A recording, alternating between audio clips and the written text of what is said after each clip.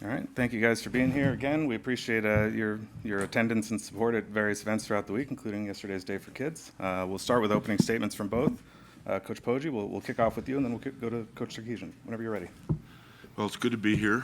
I must tell you that I am talked out by now.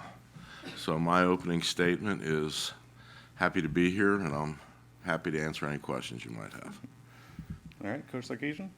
Alrighty. Well, it's to echo Coach Poggi. It's good to be here. Good morning to everybody. Appreciate you all being here, covering the game, supporting what we're doing. It's been a long journey to get to this point. I think everybody's ready to go and excited to play. All right. With that, we'll open up for questions. If you have a question, raise a hand. We'll start here on the front row, and then we'll move to the aisle in the second row. Sark, I know you talked about it about a week and a half ago, but just this bowl is different in that a lot of young guys stepping up into new roles. How has that been for you the last week and a half when you see the prep, as far as just invigorating as a coach? Because this is really like a springboard for you. You know, I thought it's gone really well. We've had to adjust kind of our practice format because of the numbers being down. You just don't get to replenish the numbers when guys move on. And so, when you look at 20 or so odd guys that are not with us, that were with us, throughout the season at the end of the regular season, we had to adjust how we practiced. And one thing that we've done is been a little bit more servicing of each other from offense to defense, defense to offense, as opposed to scout team. And it's been great for me because it's allowed me to see the whole team all practice long, as opposed to being separate offense and defense and doing things simultaneously. So I've really enjoyed it. I've enjoyed being around a lot of our younger players, and I think that they're excited to show what they can do. And you can feel the excitement for their team from their teammates, some of the older guys that maybe they came into school with, and now they're seeing some opportunities for them. And so it's been like I said, a different format of practice, but I think it has been re-energizing because so many guys are practicing right now with opportunities to play in the ball game. So I do think that it's gone well for us. All right, we'll stay on the left side, second row in the aisle. Eric Henry, 24/7 Sports. Steve, earlier this week we spoke with Wink Martindale, and he spoke about being in favor of a salary cap. I know you've been vocal about some of the evolution of college sports and some of the changes that are needed. Would you be in favor of a salary cap, especially considering the fluidity of the roster movement currently right now? First of all, I have a ton of respect for Wink Martindale. We worked together, 2004 at the Oakland Raiders. And obviously his career and what he's been able to do as a defensive coordinator is tough. It's hard. He's taxing on an offense. So, that's that. The funny thing about the salary cap in college football is we actually have one, but nobody knows that because I don't know if anybody's adhering to it. There is a salary cap, and there is caps placed on how you can pay your players and publicity rights and revenue sharing and things of that nature. But as I've said before, there's no teeth in anything that we've put forth right now from guidelines in the NCAA. And so people continue to be creative, to find ways to pay their players. And I don't blame anybody for doing that. But the reality of it is we did do that. And so, I think that, we've got to continue to find more ways to put guardrails around what we're doing, or we're going to have to start to get more creative and adapt in a space that, we can benefit more from. Because at the end of the day, we're in a production-based business, and we have to produce. And to do that, we've got to field the best team that we can, culturally and physically, to try to go win championships year in and year out. I'm not saying you are every year, but that's kind of how we're measured. And so, to be fair to the University of Texas, our job is to remain as creative as we can to try to find opportunities to do that. But to answer your question, I think there technically is a cap. I just don't know if anybody's adhering to it. All right, we'll move to the right side of the room, fourth row on the far right. Alejandro Zuniga, 24/7 Sports. Biff, Steve, I'm curious to hear both of your thoughts on each other's starting quarterback. Well, Arch Manning is first of all, really what that young man is, the way he's carried himself in a pretty intense spotlight is just amazing, and a credit to his family, to Steve, the coaching staff. He's an unbelievable player. I mean, he's everything they say he is. And, you know, one of the things that happens is, excuse me, is you all tend to bless people to the highest highs, and then when the first time they should make a mistake, you like to drag them to the lowest depths of hell. And the truth is somewhere way in the middle. And I think he's an outstanding leader.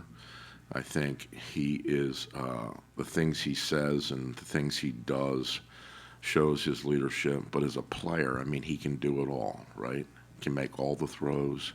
He's intelligent. He can run. He's a problem. And, you know, for a defense, a real problem.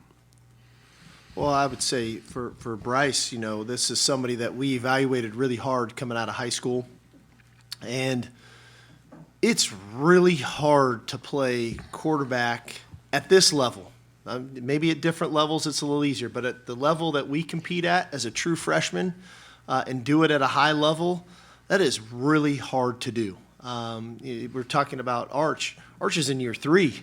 You know, Bryce is a true freshman, and so a credit to them and to go win 9 games as a true freshman quarterback. And I get it. There's going to be some adversity along the way throughout a season as a true freshman quarterback, but the stick-to-itness for him, obviously a very gifted, very talented young man, and probably for both quarterbacks, two of the more polarizing figures in today's game when you think about the story of Arch, but yet here's Bryce in the world of NIL, and people are going to make stories out of stuff that whether true or not, and rather than just focus on the young man. And to Biff's point, I thought it was great yesterday. We had an event together with both teams at the Fun Spot with the youth of the community of Orlando, and there's Bryce and there's Arch, and they're having a great time, and just 2 young guys that are enjoying an amusement park with a young man, and like that's what you enjoy about both those 2 guys. Neither of them are bigger than what people want to make them out to be. They're both humble young men that are working hard. They know they're not perfect. They know they're trying to get better. But that to me was indicative of just kind of the who they are as people, and I think that's probably the more important thing. All right, we're going to stick in the front row, far left. Onward Richardson, Orange Rose. Hey, Coach, this is for you, Coach. I know you're going for 10 wins, and that's the goal, but you also have the opportunity to play young players in this game as well. Is there a way to mesh both of those kind of things? And the second thing is when you go from 85 scholarships to 105, have you kind of thought about what you want to do with the walk-ons? Hey man, I like to compete, and I've never gone into anything that where you don't try to go win. So whether that's with young people, old people, whatever that looks like, that's my responsibility. And so I've never. This isn't some sort of exhibition or something, man. We're trying to win the game. We're going to do whatever we can do in our power to try to go win the ball game. I think that's first and foremost. I don't know if we'll get to 105, quite frankly. I think that's a really hard number to get to. It sounds like a great idea, okay? But if you really do it by the letter of the law, we have X amount of dollars that we essentially can spend on revenue sharing and or publicity rights, however you want to look at it. Okay, and so if you've got 85 scholarship players, that number gets spread amongst however many of those 85 you want to spread that amongst. You go to 105 now, I don't get more money. I'm just getting a more watered down version, right? And so there's choices and decisions to be made on what you try to do with that. And so I don't know if we'll ever get to 105. It sounds great. I want 105 scholarship players, but I just don't know if we can afford it, quite frankly. And so, what happens to your scholarship players? Maybe a few of those guys get put on, or your walk-on players, maybe a few of those guys get put on scholarship. Maybe some of them don't. Maybe it is an opportunity to bring in a few more, PWOs with an opportunity to earn a scholarship, and that there's a light at the end of the tunnel if I keep working hard. And so there's some incentive there for that. But like I said, I just don't know if, by the fall of next year, we're going to have 105 scholarship players. It just doesn't seem realistic to me right now. All right, we're going to go second row on the right aisle, then first row on the left aisle. This is for Coach Sarkisian. Michigan hired Kyle Whittingham, and I believe you've competed against him at multiple different stops. So what should Michigan fans expect, and what kind of coach is he? From Yeah, a your ton view? of respect for Coach Whittingham. Obviously, some history there with his time at BYU and my time at BYU, and then him going to Utah with Coach McBride early on in his career. And then staying on through Urban, and then ultimately taking over, and then an opportunity to coach against him as a head coach when I was at the University of Washington and at USC. And so, ton of respect for his program that they had at Utah, the discipline, the toughness that his teams always played with. Their unique ability to adapt with the times offensively, but yet defensively, some of their core values and the way that they play, the physical brand of football, the tight coverage. So I would expect nothing less from Michigan. Ton of respect for Coach Whittingham. I think it's a great hire. All right, we're going to go to the front row on the left, right in front of you. Hey, Steve, how are you approaching your backfield this week? And is there any lessons you learned from a couple years ago at the Alamo Bowl when Bijan and Roshan opted out beforehand? Yeah, no, I think that we've got guys back there that have played some, right? Christian and James have played some throughout the year, especially early in the season when guys were banged up. Michael Terry's been a great project for us about midway point of the season when we moved him to running back, and so I'm excited to see him. I'm excited to see he has really shown some things to where, man, hopefully he can get out there and have some opportunities. And obviously Ryan Niblett has been there now for some time, and so my goal is that all those guys are going to have an opportunity to contribute in the game. And again, I think we're more than capable back there to go do that. And I think the biggest thing we learned in that game is get more first downs than we did in the Alamo Bowl so that we can get more carries and be on the field more. Michael Penix, had a good game, and when he was on the field, it was hard. We learned that 2 years in a row. So we got to get more first downs to get more carries to run more plays. All right, we're going to go to the fourth row right on the aisle, Matt, and then we'll go to the left side for Chip and Kirk. Matt Marshall with the Orlando Sentinel. This question's for Biff. With everything that's gone on over the last few weeks surrounding the program, what would a win tomorrow mean for this team itself coming away with that?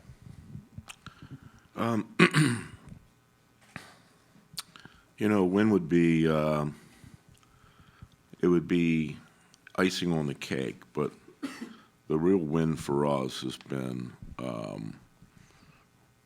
the way these kids have handled adversity and the way they've come to practice every day, the way they have just had to isolate themselves from an onslaught of outside noise.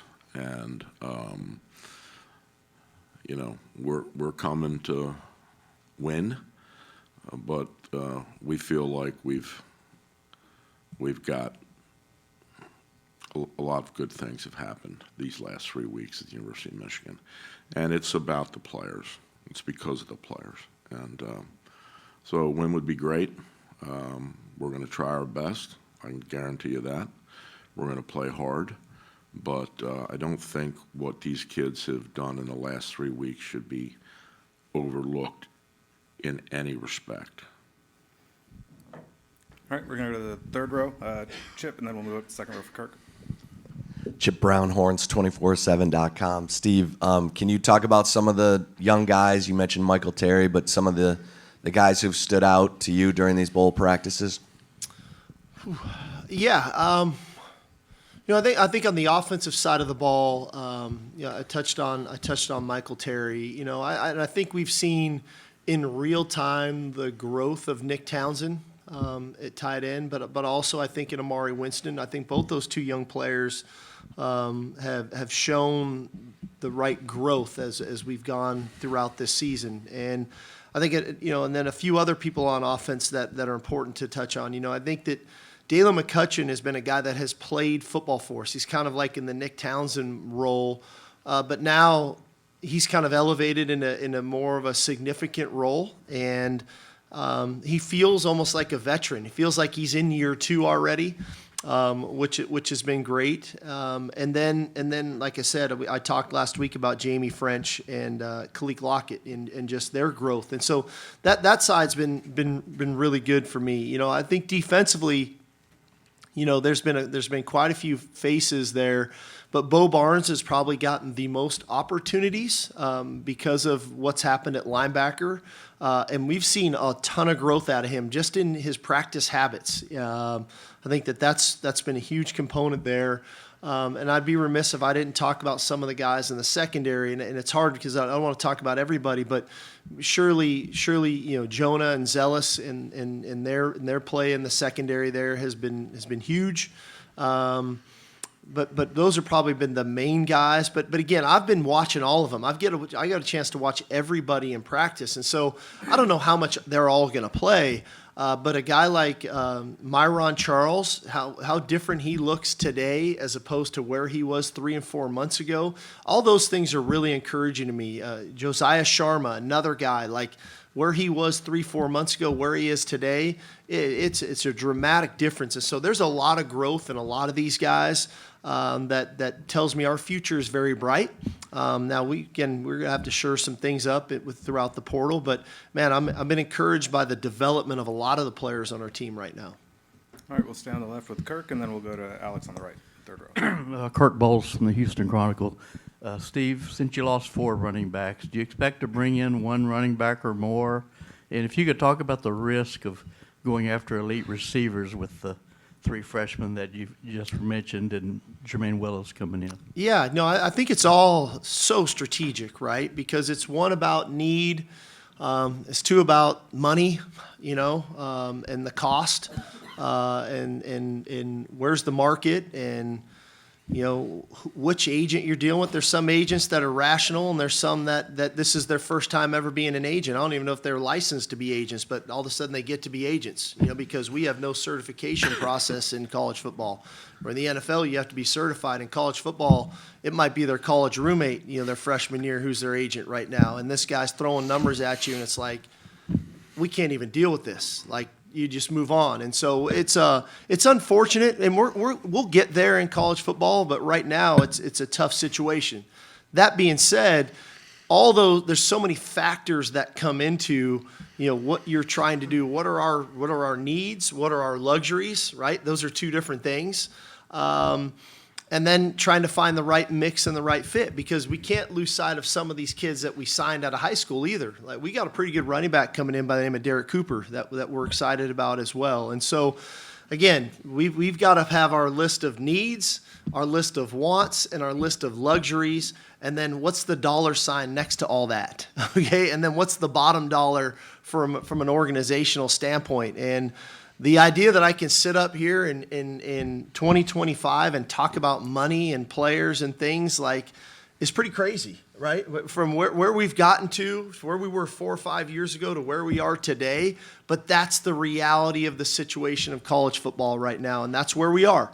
Again, I think there's nothing wrong with that. We just got to tighten it up. And hopefully we can get there sooner rather than later, because, again, I'm probably going to be on the phone with an agent today that's going to throw a number at me that I'm going to be like, good luck. I hope you get it. If you don't, call us back, but I can't do that number. All right, we'll go to the right side, third row on the blue pullover, then we'll come to the front row on close to the aisle there.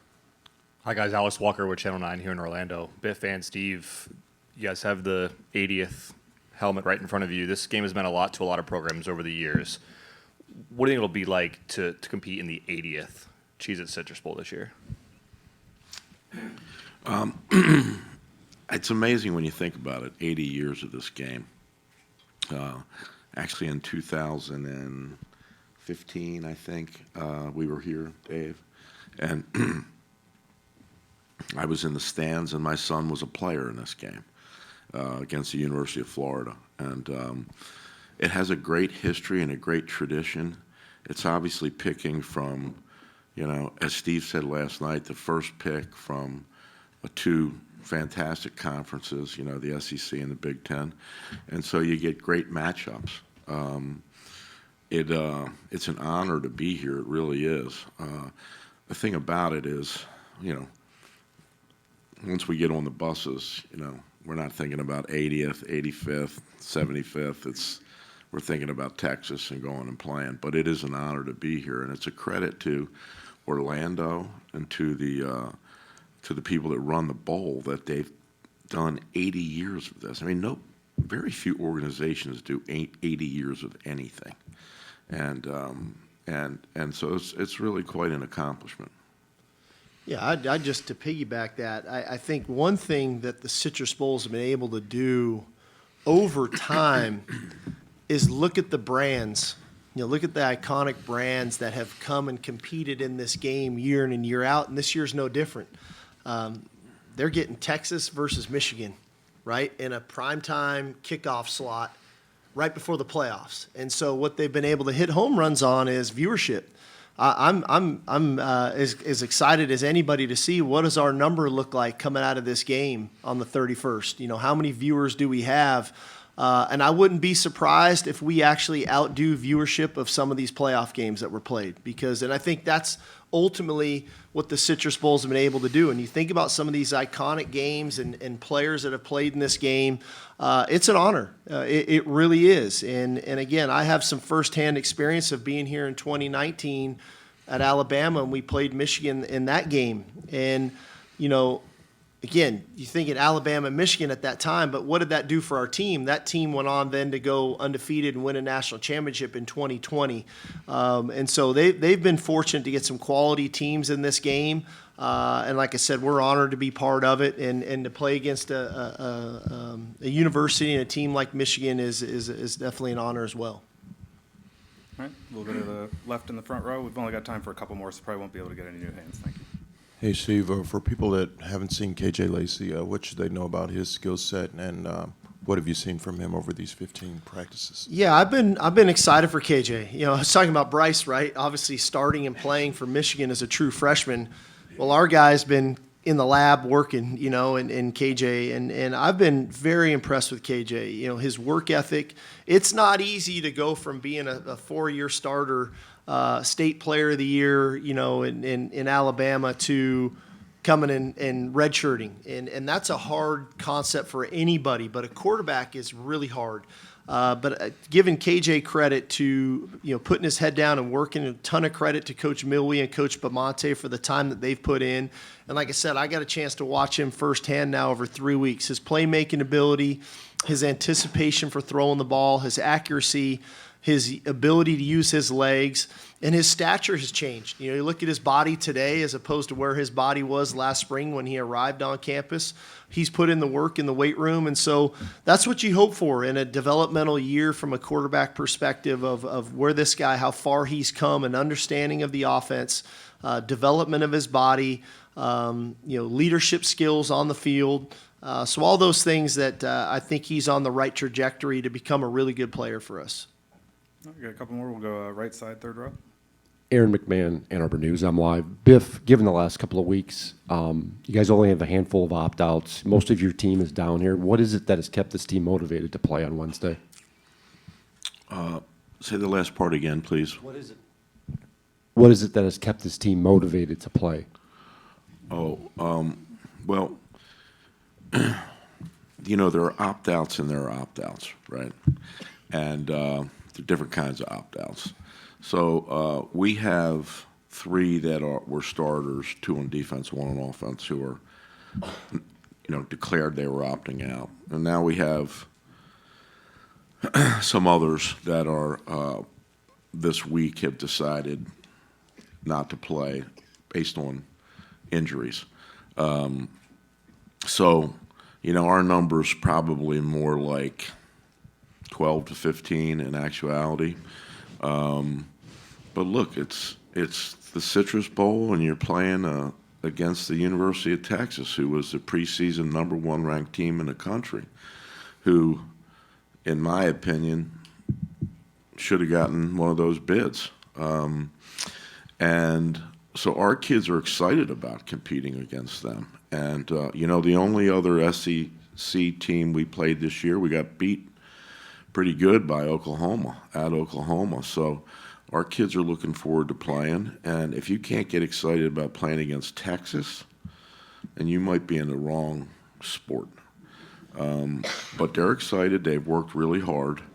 And here's the interesting thing, and Steve knows this. You want to coach the guys that want to play, right?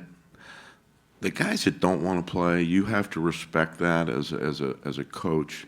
There are multiple reasons, very complicated levels, go through all that, why they make that decision. But both of us are from a time where this was a reward to play in a bowl game. For a bunch of hard work, this was a reward. And you can't spend too much time thinking about the guys that aren't here, because they've made a decision, and you want to coach the guys that are here, whether they're experienced or they're not experienced.